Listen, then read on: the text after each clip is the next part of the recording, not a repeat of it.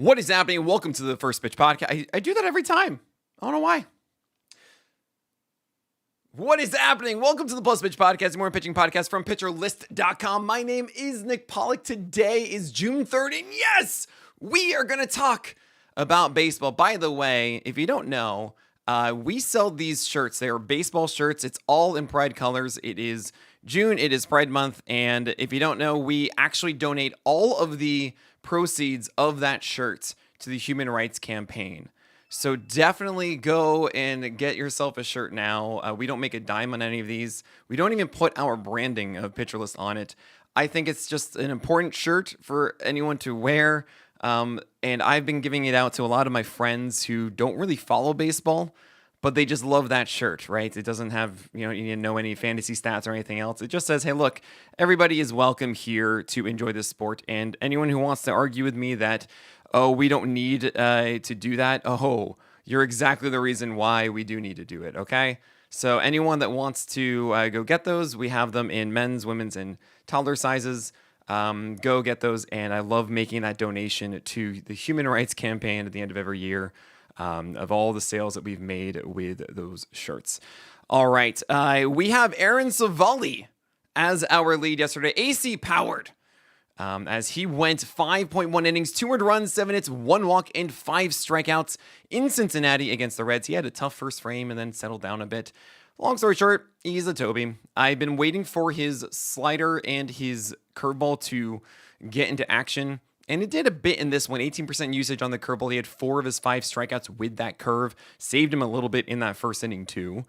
But really, this is still just cutters doing whatever they can over the plate and hoping to get outs with them, enough called strikes. Sinkers are fine. I don't really like the four-seamer either. There was a really low strike rate on that pitch here too. And he's a Toby. You will get Atlanta next. I don't feel like you need to start him there. You don't need to pick him up to save him for the schedule after, which is the Cardinals, Twins, and Rocky Road. The only one I really love there is Rocky Road. In your 15-teamers, sure, Cardinals and Twins too.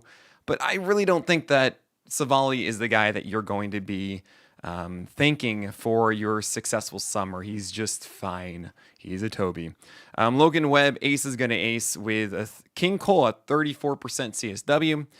The usage of the sweeper to lefties is always so weird for me with Logan Webb because he has a changeup that is elite, and yet 34% usage of sweepers is bonkers to me. I like 20% usage of changeups. I don't get it. It works, so I'm happy, and I'm not going to think more about it. I just think it's kind of interesting concerning how good the changeup is, and okay. It should normally not be good. Opposite-handed batters. Whatever. Stephen Pollack against the Giants. 5.2 innings of 0 runs, 3 hits, 2 walks, and 3 strikeouts. He threw strikes, and Koufax was there to help, and that's cool. 22 called strikes versus 6 whiffs generally means, oh, cool, not sustainable. And that is the way here for Pollack. Whenever you see pitchers hyper-reliant on called strikes for their higher CSW, that was 29% here, that is less sustainable than swinging strikes. It makes sense. Called strikes are just guys being passive, while swing strikes are when they try to hit it and they fail, right? It's a tougher skill to master. I don't really want to go for Pollack, and I think that you are better off trying to go after other Tobys or just higher upside things. In your 15-teamers or your NL only, it's possible you can sneak in some of these decent ones because he does give himself an opportunity with how many strikes he does throw with his sinker and his cutter and his slider. But I don't really think he manages the edges well. So I would not be going for Stephen Pollack. Paul Blackburn, oh my gosh. He came back from the IL. We knew it would be a limited pitch count in some way. He's getting the Dodgers. This is the most obvious still ill ever. And he went 5 innings of 0 earned runs, 3 hits, 1 walk, and 3 strikeouts. That is a gold star. My gosh. Wow. I just want to, put him up on a pedestal in front of the whole school and then just plaster that star onto his chest as he looks up and here's a whole stadium, or the atrium, whatever it is, just celebrate. Because this was insane. What he did is he faced a lot of lefties and had a really good feel for his cutter up and in, while then pairing it with the changeup and the curve down and away. Against righties, he didn't really get too many of them. He threw some sliders and he threw some sinkers and whatever, fine. But that pitch separation was cool. And I applaud that. I still think he had a little bit of luck here, but that was fun. And he got 6 out of 6 outs on balls in play on that changeup. It was down and away. It was well looking. He didn't just float these over the plate. Like if Paul Blackburn, who has had a history of moments in rhythm and locating well, if he does that constantly, yeah, he can be productive like this. And he goes into Coors next. 15 teamers, I think that's okay. 12 teamers, I don't know. The ceiling here is not very high. And yes, the feel of this was great. It might be a little different. You go into Coors, the air is changing. It's becoming tougher as well as it's getting hotter in Coors. I think also the Colorado Rockies players are more adjusted to Coors now that they've played more than, a month or two inside of it. And it just doesn't seem like enough to chase in your 12-teamer. But maybe this is the beginning of a Vargas rule for Paul Blackburn, and that's cool too. Just focus on that cutter, changeup, and curve command if he's really getting those opposite corners down pat. You have Jack Flaherty against the White Sox. 6 innings, 1 earned run, 4 hits, 1 walk, 4 Ks. We're happy with that. That's fine. It's not amazing.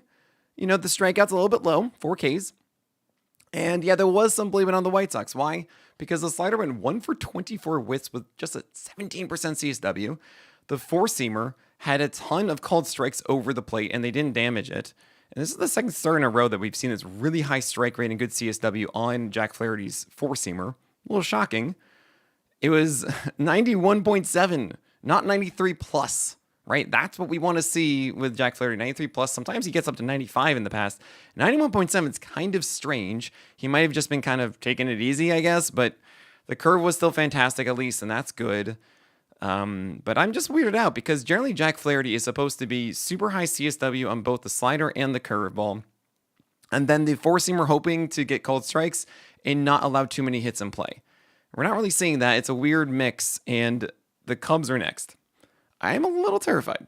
A little bit. I'm still going to do it. I'm going to put him in probable start, though. Dustin May against the Mets opposite Paul Blackburn had an interesting one, and I have a few things to say about Dustin May and a couple other guys from last time. We had a short slate of games. We're going to talk about all of them after this break.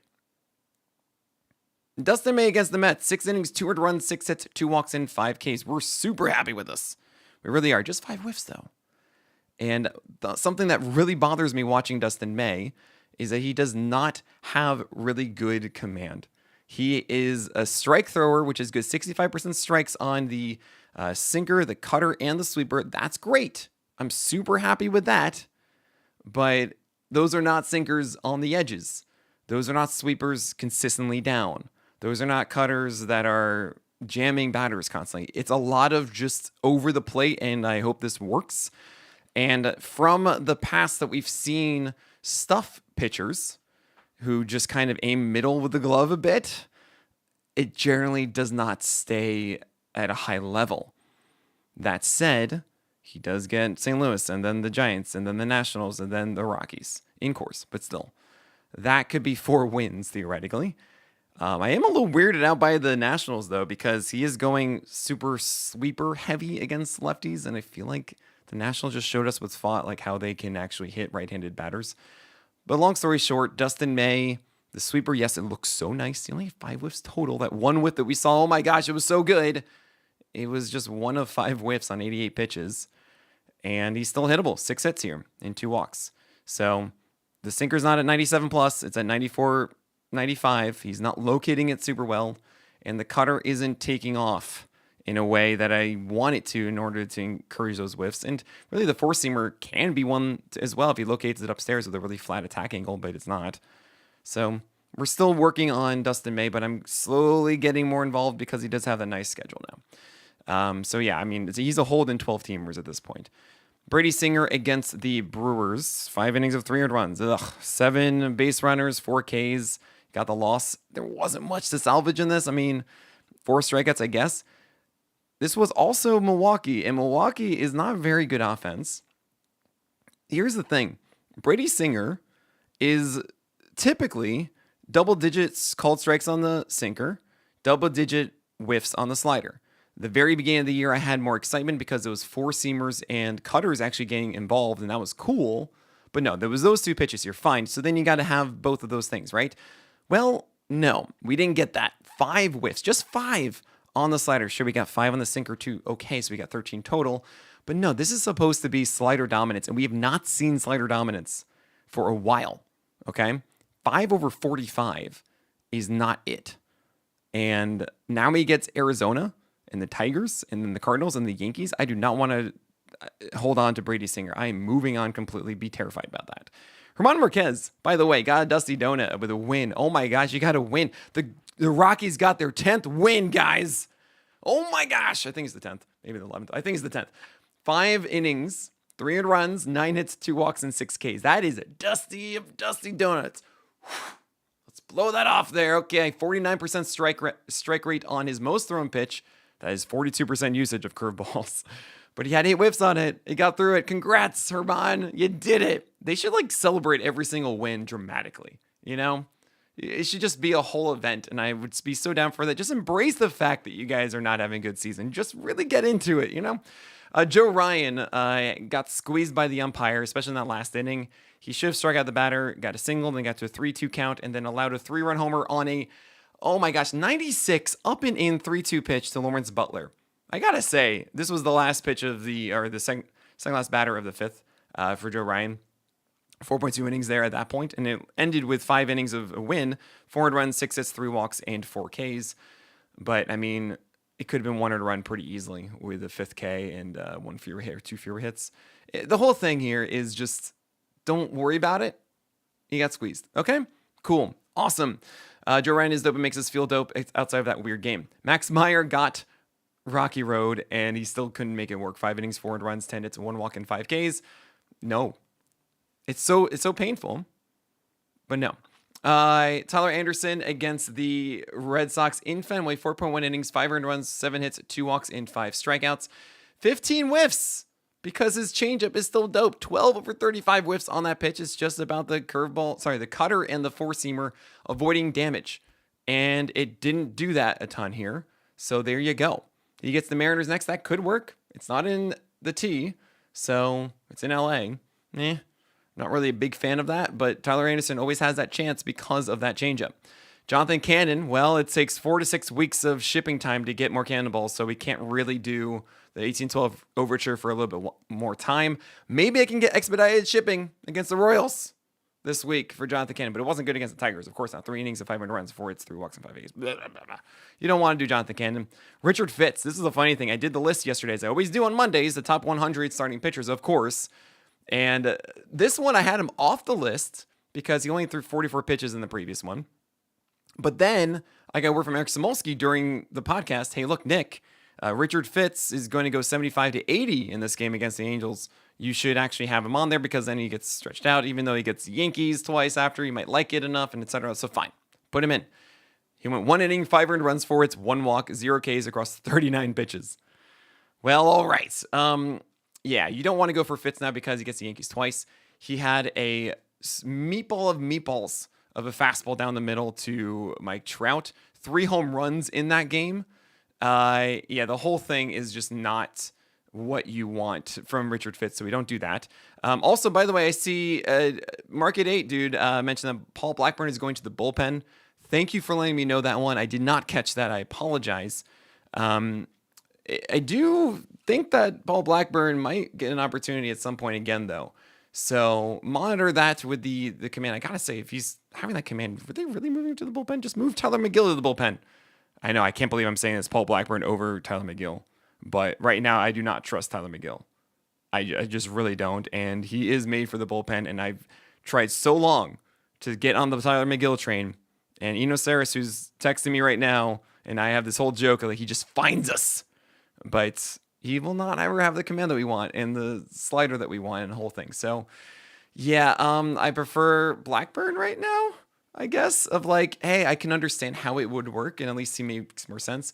Long story short, you don't go for either one. Okay, cool. Anyway, past Richard Fitz, we're going to go to the last one, which is Luis Severino. And, yeah, you don't want to start guys in Sacraverde, right? That's why I call it Sacramento. He went 5.2 innings of 800 runs, 9 hits, 1 walk, and 1 strikeout. How am I supposed to butter my bread with this? He was singled out. He didn't allow a home run, believe it or not. 97 pitches, 5.2 innings. He had a really bad inning. I believe it was 6 runs from the Twins. Fine.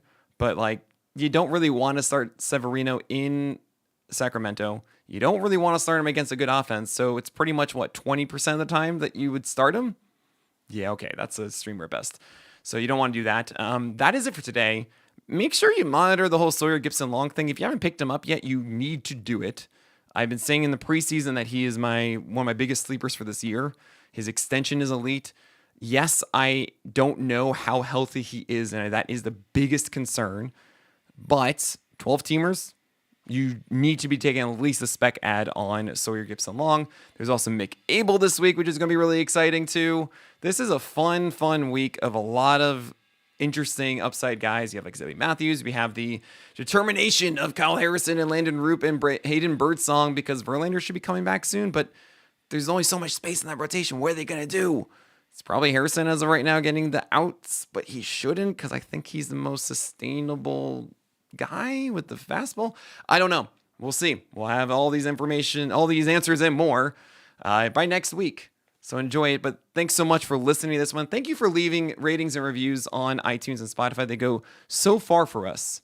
So really, thank you for doing that. I can't express it enough, but that is it. So my name is Nick Pollack, and may your BABs be low and your strikeouts high.